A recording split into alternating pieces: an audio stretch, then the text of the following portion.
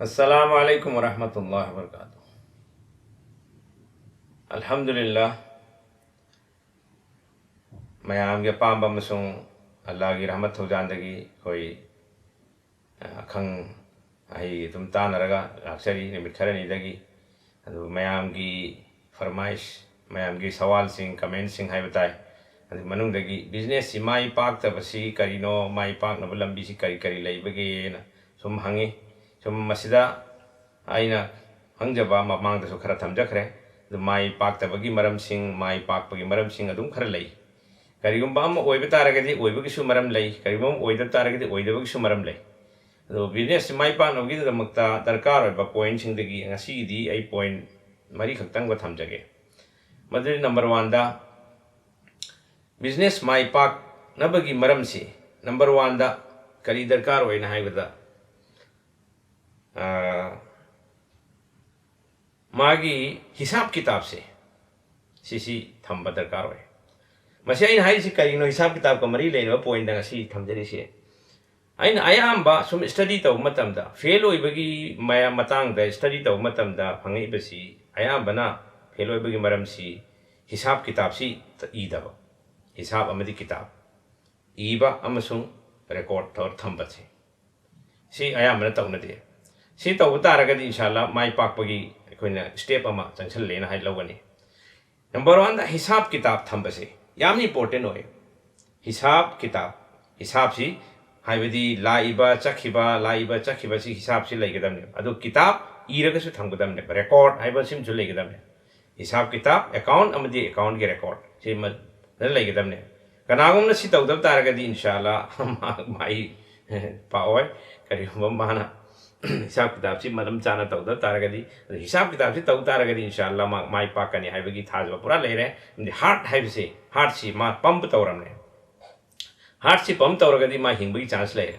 अदु हिसाब किताब हाइबसे अकाउंट्स हाइबसे सिजे बिजनेस अमगी दमक्तदी मार्क्सी हार्ट ने अदु नंबर 1 हिसाब अमदी किताब सी थंगदा नंबर 2 दा पैसा से बिजनेस अम तौबैन हाइबसी डीलिंग अम तौबैन हाइबसी मी महा की पैसा से मिगोद लैखिगदबने बिल्लम सारानी पैसा मिगोद लैखिबला ताबने पैसा से मफम मतम चान चान लौखट पताय पैसा मतम चान लौखट पा याम इंपोर्टेंट होय अनी सुब पॉइंट पैसा से मतम चान लौखट तरगदी मानी रोलिंग सिस्टम से तौगम मोय लोइना मा के लेबर की पेमेंट अमदी मटेरियल की पेमेंट अते इति की लायबिलिटीज मैम पी पे पेमेंट मैम सिंसे मा कमाय पीगदगे अदुना मतम चाना पेमेंट लौखट पा हाइबा नंबर 2 नंबर 3 मतम चाना पेमेंट पिथोकपा मी की पेमेंट से मतम चाना पिथोकदबने मतम चाना पेमेंट पिथोकपगी थबक से माना मतम चाना लौखत्रगदी मतम चाना पिथोकपसु ngमोय मतम चाना मी की पेमेंट पिथोकपा हाबसी यामना तंगाई फदो पोलमने अदो मी की पैसा मतम चाना पिथोकत्रगदी एकोई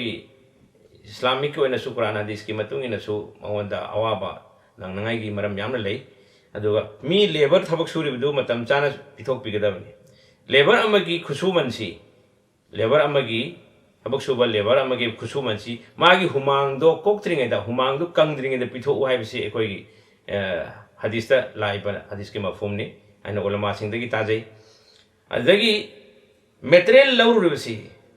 लौरुबसी मार्क्सु माकी मथंगी रोलिंग मा साइकिल मा सानादोरिने रोलिंग साइकिल मा सानादोरिबो पोसी माकी सु मतम चाना पेमेंट सि तौगी तारगदी मासु रोलिंग साइकिल दु तौबंगा मोय मार्क्स मथमोय द मासु नुंगाइतबा फावगने मीबु नुंगाइतबा फावहनबा थबक से आई माई पाक्तबदा मा यामना डिस्टर्ब ओय पोट अमने यामना माई पाकपदा डिस्टर्ब ओय पोट अमनी माई पाक हंदनबगी लंबी मो ओरकने बसरी याम ओयगने अदुना मरम ओरगा नंबर 3 दा मीगी पैसा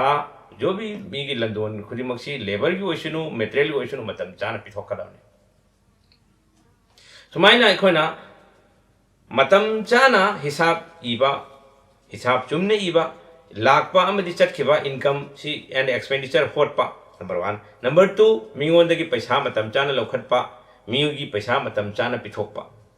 हाइबा पोलम सिंसे अखोना मतम चाना कायना तब तारगदी अखोई इंशाल्लाह माई पाक पसियांग तौगने लोइना अमुक काहना बिजनेस बु ग्रो तौगे चाखोलन गेन हाइ तारगदी मथंगी स्टेप से करीनो हाइबदा कस्टमर से खोमजिनबा customer यामहनबा customer leite ne khona kana nan aina phone to ka da kari na ye da krai de lege assume de lei thabak matam ni dukan matam ni yum de kamai tarwas pani am ngai ram me dukan hang koi de le ram me du kanam ta lakte na thong lo jel lam ga chang ame dukan da mi lakte haidana aina thong thing jel ga yum chang pa tara ga di mi du karam na lakhedor si mi la roi thong hang ga thamaga mathang mathang ai customer phangna ba ai laikai da madi ai area da na kon ba area sing da ai dukan da kon ba area sing da chala ga pamphlet yen mani khang de message tha bani khang de tawraga mi si lakna ba lam mi si sin ga dam ne adu sin da na ai khoina ai badi du mi lakte har ga thong lo jala ga yum da phachang ga tara ga di krai di customer lak ka da customer lakna ba lambi sin ba hojik matam si di social media lai re yamna lai re hana gumba natre hana gumba social media gi matam natri ngai da jang si di chahi yang khai mamang da di kamai torami yamna waram me ba newspaper da hapa adagi radio da advertise da hapa gumba adagi ekhoina pamphlet si saraga magi mayum da door to door da sala ga el magumba sumba mem torame adu hojik ti kam lai re gen hai da pamphlet am sarani poster am sarani natraga video masam na mani natraga ina message kara record tawrani aduga social media si da wai chai gum chai hi yare sumai tawraga ekhoina customer lang na lambi si yamna semba mehnat taw batai aduga customer si lakan gani customer maning thungan gani customer ki seba phadana tawbi gani aduga harau han gani matam jana magi adi delivery pibi gani mana pame poto honna ba phangana hona gani sumai na customer ki mabu ning pena na ba mathamoi harau na ba thabak tawra ka de ko business to grow taw dam ne business chawkhal ka dam ne matham do business sama hingan bahar ga di ngasai mamang daina thamje ki ba problem ahum se masi soidana tawbiu inshallah do tara ga di soidana business to hingani adu chawkhal ni har ga na customer se masing yang khan ba hona bi inshallah adu tara soin chawkhal kani are mathang muka mayam gi apam comments lai tara ga di dum pibiro adum tana si mathang chawkhal na ba lambi khoi hona min si inshallah jazakallah khair wa assalamu alaikum wa rahmatullahi wa barakatuh